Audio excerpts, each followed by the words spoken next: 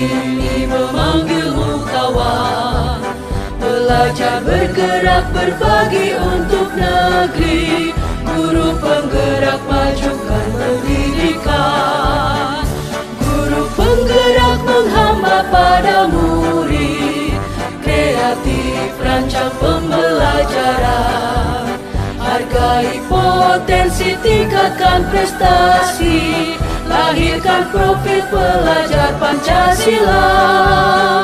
Belajar bergerak berbagi untuk negeri, kita menjalin kolaborasi. Belajar bergerak berbagi untuk negeri, demi bakti pada Ibu Pertiwi.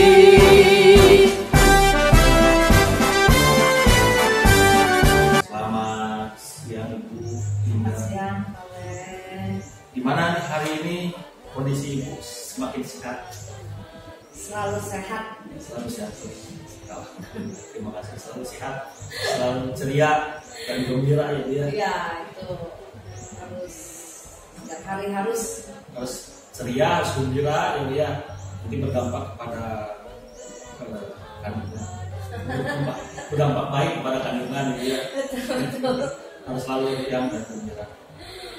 Alhamdulillah Bu, terima kasih ke Ibu yang berkenan menerima saya. Kemudian juga saya ucapkan terima kasih kepada bapak-bapak security yang sudah standby menunggu. Saya Pak Wei sudah ditunggu sama Ibu di atas. Oh ya, siap. Terima kasih. Dan ke Pak Piket ya, Pak Leslie. Pak Leslie ya. Terima kasih.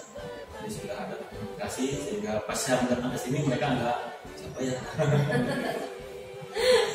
Iya. Yang itu yang bulan lalu datang. Oh iya, sama-sama. Ya. Sudah dikomunikasikan. Alhamdulillah Bu, terima kasih. Nah, kita akan coba berefleksi beberapa waktu yang lalu.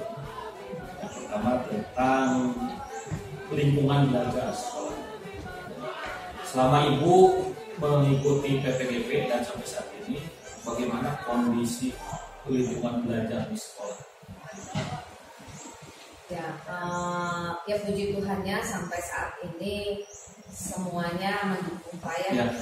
mendukung yang kegiatan-kegiatan pun ya masih bisa dijalani dengan baik, disinkronkan dengan baik juga, jadi saling menutupi lah, gitu ya. Jadi pembelajaran selewat kadang saya juga istilahnya memberikan masukan ke rekan-rekan kerja gitu ya, dengan secara tidak formal gitu ya. Jadi dengan ngobrol santai, kadang bertanya gitu. Jadi saling dukungnya ada, kolaborasinya ada. Baik dari yayasan juga sama ya, seperti tadi dengan kegiatan yang saling tumpang tindih, tetap mereka ya nggak apa-apa, prioritas yang mana yang memang lebih Diutamakan. gitu ya. Kondisi menurut Ibu yang kurang mendukung nih sekarang di lingkungan sekolah Ibu itu apa? Kondisinya sekarang sih sebenarnya dengan kalau kondisi siswa Pak ya, kondisi siswa ini banyak yang masalah kedisiplinan sekolah sebenarnya agak menurun dibanding dulu sebelum pandemi. Iya. Ya, agak menurun gitu ya, dengan kadang dukungan orang tua juga. Jadi dengan anaknya sakit sedikit kepala, jadi minta izin untuk tidak ke sekolah 1 hari gitu ya. Iya. Jadi itu yang dirasa dukungan-dukungan dari orang tua untuk mendidik anaknya lebih kuat dalam menjalani keseharian itu agak lemah sekarang. Iya. Jadi artinya yang dimaksud dengan kurang tertib itu di masalah kesehatan ya. Ya. Nah, ini kan saat ini yang semua rasakan bersama. Di antaranya kan adalah faktor cuaca yang cuacanya sih baik ya, artinya cuacanya panas, kemudian ada dingin, hujan, tapi kondisi tubuh kitanya yang adaptasinya tidak baik ya Bu ya, bukan tidak baik, kurang baik. Adaptasinya nggak secepat itu gitu ya, Iya. untuk penyesuaian. Jadi dengan kondisi anak-anak yang seperti itu, ya kita kadang kan meminta orang tua tolong dimotivasi anak-anaknya, kalau sudah ada kesian nggak apa-apa, lebih baik terlambat daripada tidak sama sekali. Iya. Seperti itu. Tapi ya mungkin karena pengaruh juga sih dari kondisi pembiasaan dulu selama pandemi, masih ada kalau batuk pilek kita masa ke sekolahan gitu ya. Iya. Pada saat kondisi cuaca seperti ini, kita diberikan anugerah panas seperti ini ya. Ada berpengaruh ke kondisi belajar peserta didik kita? Pengaruh pasti ada Pak ya, karena dengan kondisi yang panas merasa kurang nyaman istilahnya ya, dengan ya semangat mereka gitu ya. Mungkin kalau agak sejuk mereka jadi semua sebenarnya kalau menurut saya plus minus. Iya. Nggak ada cuaca yang terbaik untuk belajar, itu nggak ada ya. Semua harus dari diri sendiri. Iya. Ya. Semua dari sendiri. Cuman kalau dilihat memang kalau panas kecenderungannya jadi anak gerah, jadi lebih banyak berkipas-kipas, jadi konsentrasinya agak berkurang. Iya. Itu sih ya. Kalau ketika musim hujan yang Ibu alami di sini gimana? Kalau musim hujan, siswa-siswi di sini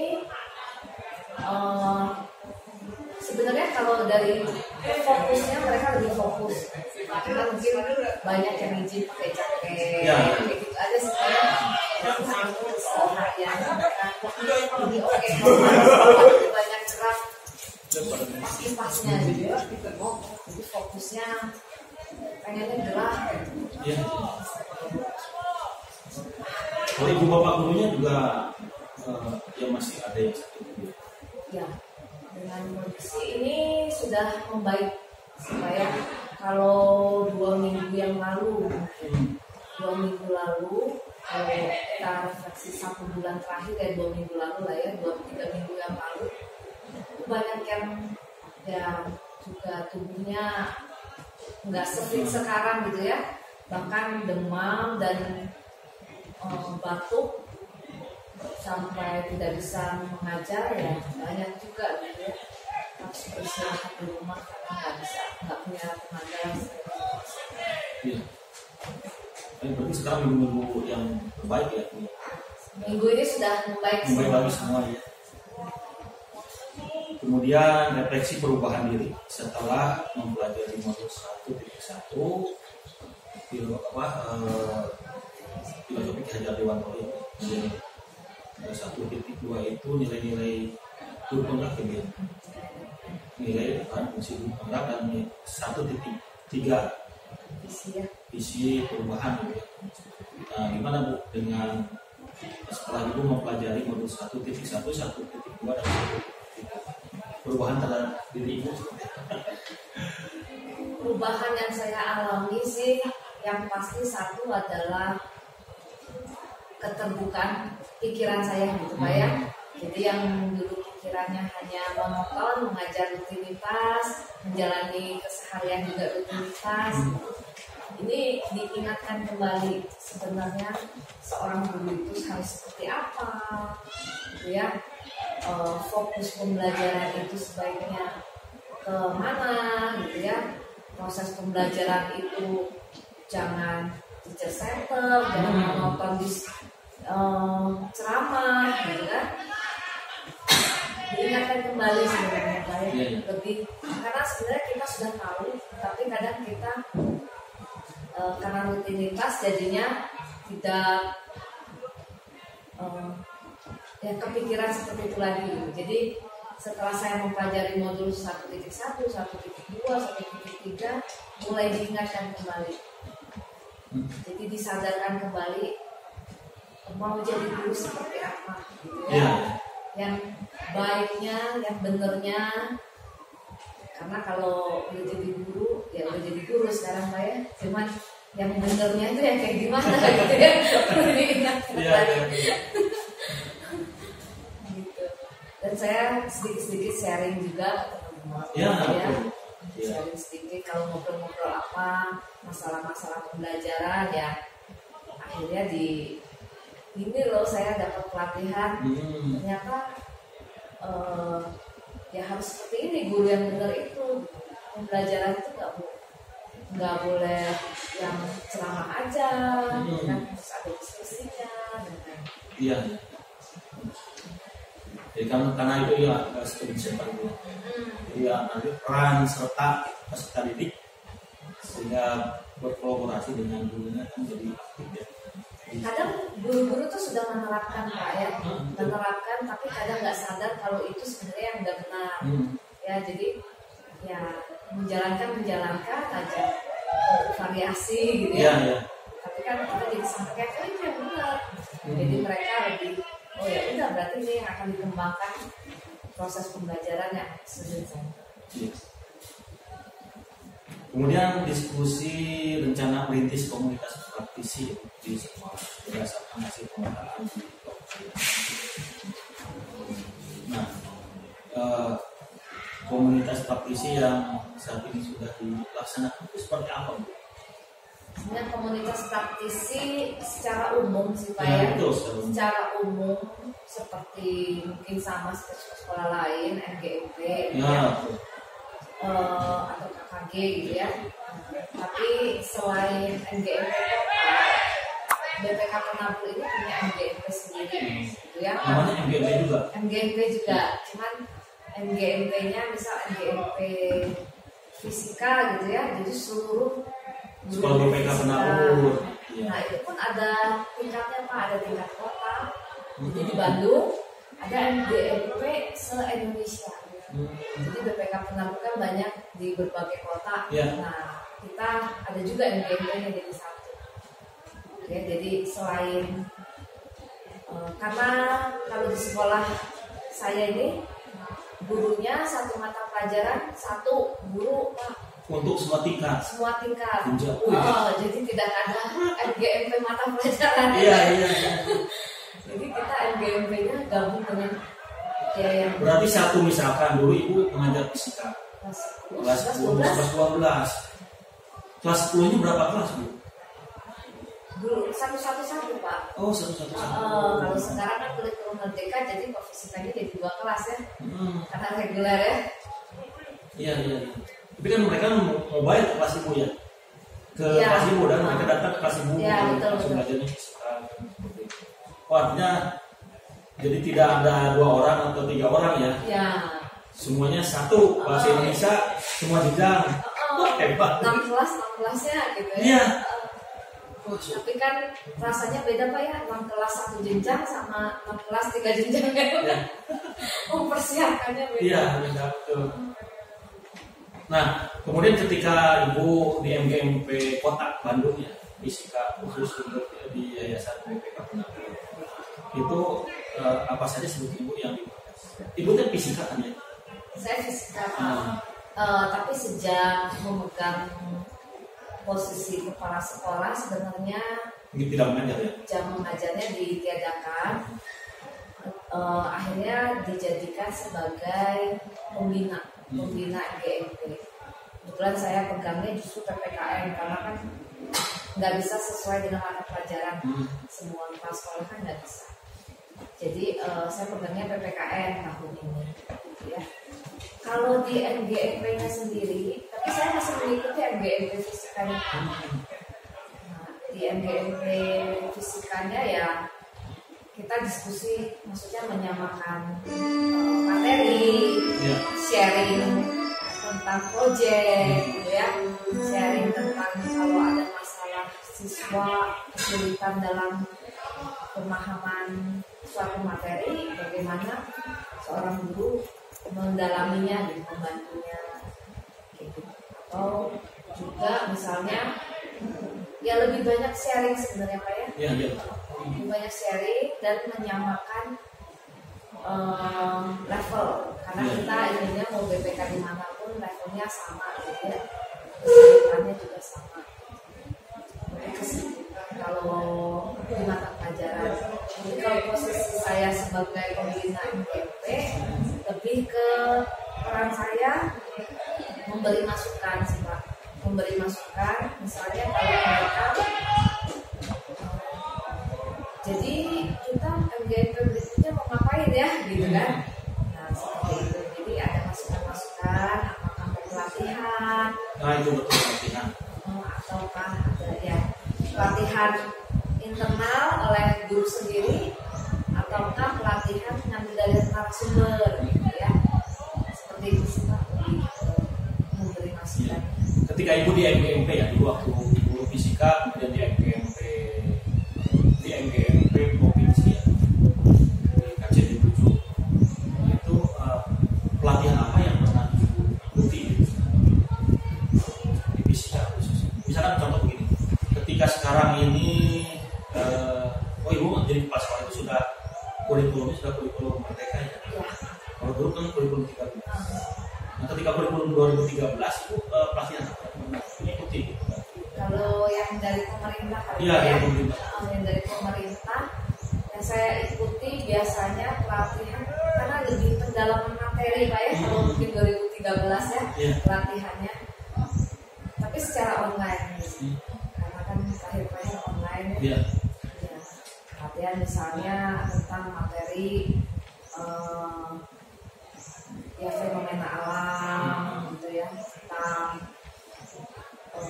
lubang cacing yang memang lebih mendalami materi fisika banget di sana. Iya. Nah, ini memang tertarik dengan fisika itu ketika fisikawan modern Hawking ya. Hawking itu ternyata di kuantum itu ternyata bisa dipecah lagi. Ya. Apa itu pun harus itu? Ada partikel kuantum. Itu waktu itu kan kuantum itu suatu hal yang dianggap kecil ya. Ternyata kuantum itu ternyata sekarang itu bisa dipecah lagi. Ya, inti atom itu ya. Oh jadi pecah lagi kan bukan seperti unsur-unsur lagi. Sebenarnya. Nah, jadi yang penting saya begini, ketika misalkan Hawking itu menerapkan sebuah teori baru di beliau itu kan, apakah memang nyampe juga ketika misalkan ke tataran dulu fisika? Nah itu biasanya lebih ke justru itu Pak yang di MGP ya, tapi nggak semua sih karena pendalaman kita tidak sedalam itu untuk anak SMA gitu ya. Itu hanya untuk pembekalan guru aja. Karena kalau yang sudah berkaitan dengan apalagi dunia luar gitu ya, itu biasanya ya ilmu guru aja. Karena kalau prinsipnya kalau kita perlu ilmu menyampaikan ke anak lebih mudah gitu ya. Jadi tapi nggak terlalu di dalam. Kalau memang dianya dari fisika murni biasanya baru. Bedanya fisika murni dengan fisika non murni apa itu? Fisika murni itu ya cuma mempelajari tentang yang sampai detail atom dan lain halnya itu ya. Tapi kalau fisika nggak murni ya aplikasinya. Sedangkan kalau di SMA kan kita lebih ke aplikasi tentang mobil bergerak. Oh, kalau misalnya mobil Kalau saya sempat tercengang, ada yang lebih kecil lagi gitu kan. Dan cara mendapatkan kadang ya logika kita belum nyampe ya. Jadi ketika partikel yang terkecil dipecah lagi jadi kecil, itu menggunakan apa gitu kan alamnya? Kok bisa begitu gitu? Apalagi dengan zaman yang semakin canggih. Iya, ini semakin terus berkembang. Istilahnya lasernya istilahnya gitu Pak ya. Kalau kita dulu tubuh batu empedu atau batu ini harus dioperasi bongkar, sekarang bisa dipakai laser gitu ya. Dulu laser pun harus bukan laser ya, nggak dibedah gitu Pak ya, masuk. Sekarang cuma tembak, udah bisa Kulit gitu ya, hal-hal seperti itu. ya, lebih ya itu kan manfaatnya. Manfaat dunia fisika dengan dunia kedokteran kan ya. Dan kimia sebenarnya yang jadi, tapi sekarang tidak begitu didalami lagi, apalagi dengan kurikulum merdeka. Kita ambil esensialnya aja. Jadi anak-anak yang tertarik dengan itu yang akan mengambilnya di kuliah nanti. Iya, iya.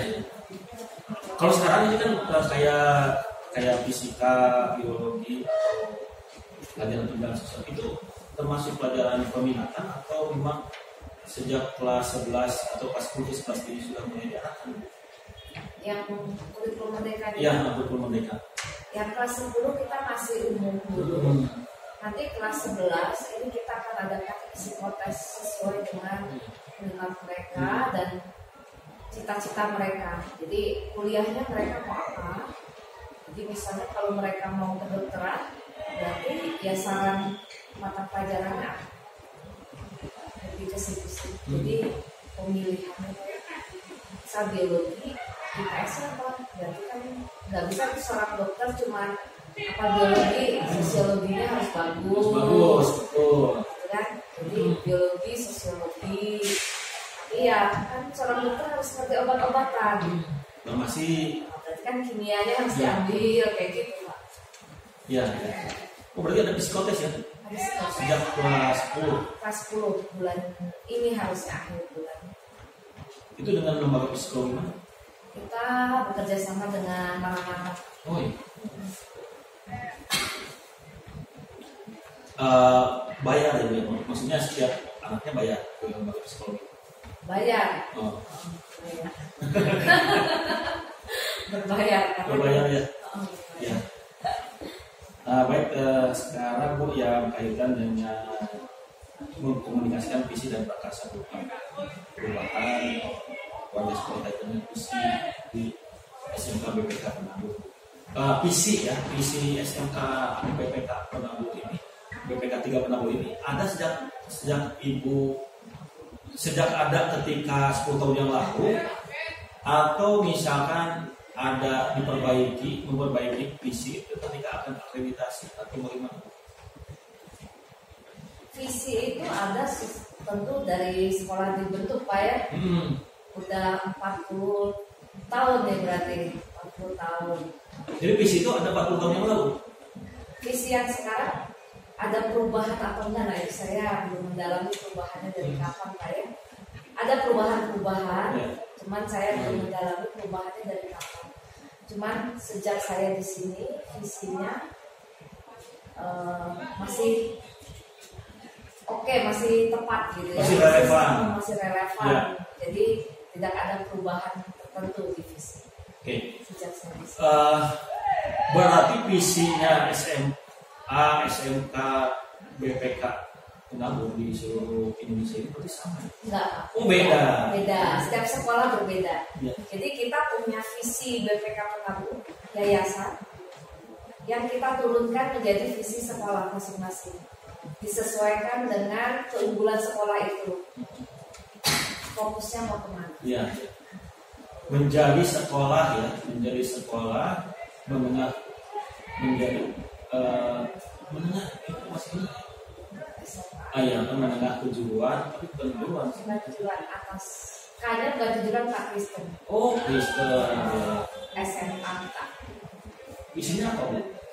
Kalau di sini kita visi sekolah SMAK 3 ingin membentuk komunitas pendidikan sebenarnya, untuk komunitas pendidikan yang mempunyai karakter seperti karakter Kristus, ya, dan siap menghadapi tantangan zaman. Karena ya karakter Kristus itu kalau di sekolah kita ya udah yang terbaik gitu ya,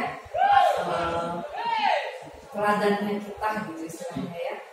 Dan ya siap menghadapi tantangan zaman, mau zaman perubahan zaman apapun ya kita harus siap. Ya. Dengan zamannya digital ya. Ikuti ya. Ikutin. Ini belum ditempel ya? Di sini sempat ada cuman dicabut. Waktu pas dicat dicabut. Iya, iya. Itu kan yang tertera baru yang saya lihat itu kan SMK ya. Sekolah masih yang punya. Ini yang dulu belum papannya kita warisan dari atas. Jangan itu papannya kita ambil, belum diganti. Iya. Mati selisihnya aja kita ganti. Karena kalau yang itu kan ya. harus title-nya beda. Iya SMK. Oh cuma kagak sama K ya. Oke angka 3. Kalau yang dulu di lantai 3 SMK namanya jurusan farmasi. Kalau kita sekolah regulernya SMK ya.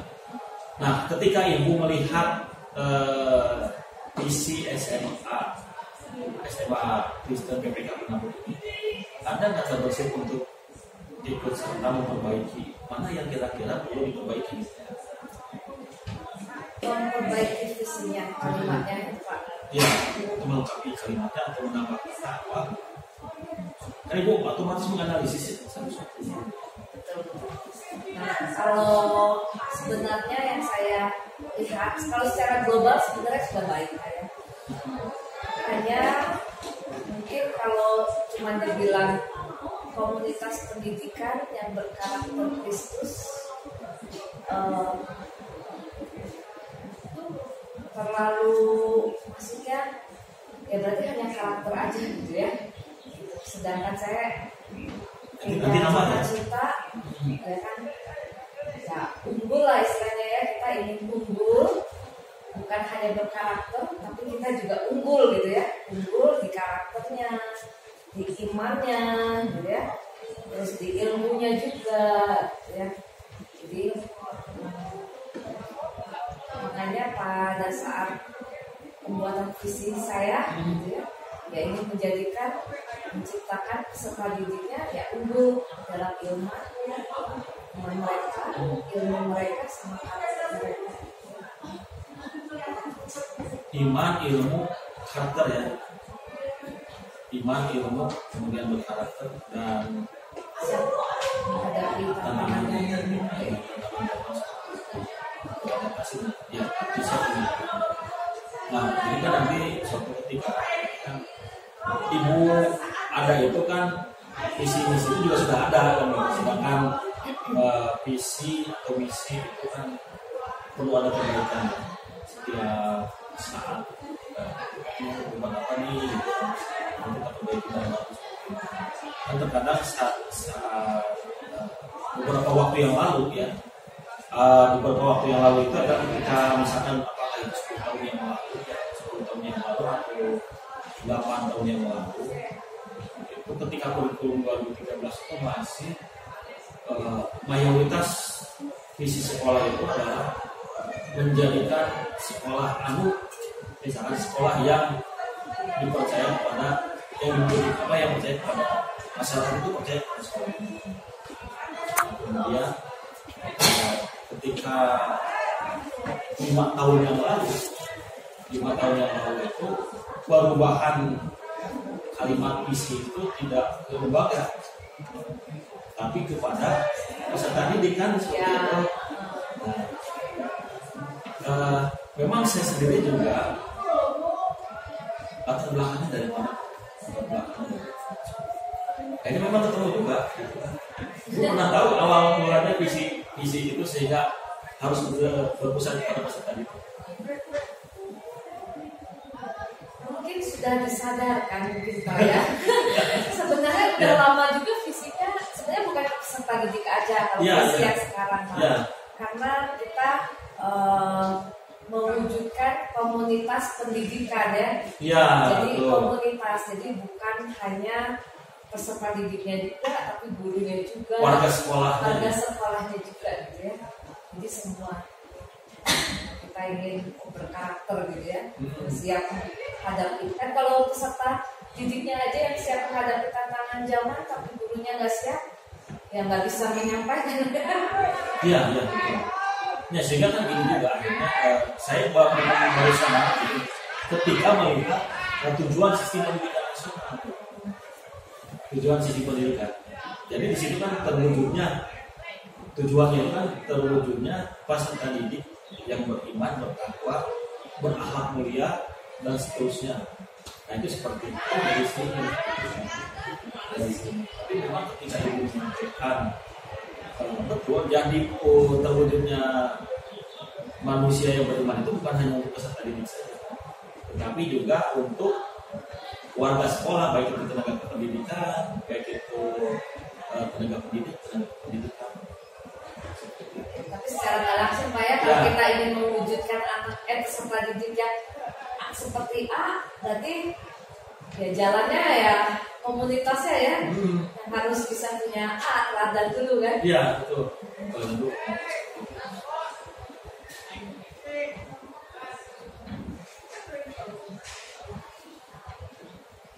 Tugas-tugas gimana? Ajar tuh. Tugas-tugas Masih di bisa. LKS bisa diantisipasi. Bisa diantisipasi. Nah, yang pertanyaan saya dari Pak Isan yang di Serdibu itu.